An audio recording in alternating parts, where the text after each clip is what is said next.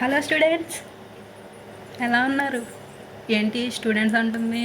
మేము ఈ వీడియో చూడకూడదా అంటే చూడొచ్చు, కానీ ఈ video especially intermediate second year students కోసం చేస్తున్నాం.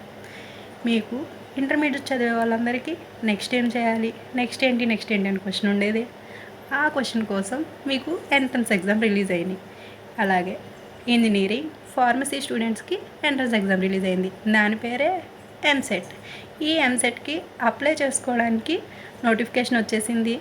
దీనికి సంబంధించి application starting date 4th Feb 2026 నుంచి 7th March 2026 వరకు అప్లై చేసుకోవచ్చు.